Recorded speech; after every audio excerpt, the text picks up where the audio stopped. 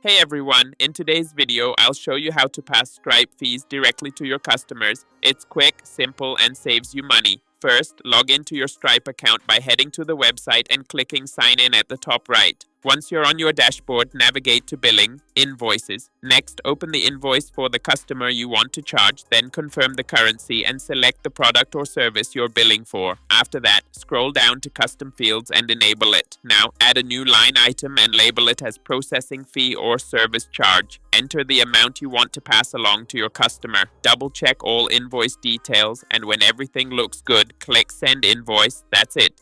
Your customer will now see the additional Stripe fee included in their bill, so the costs don't come out of your pocket.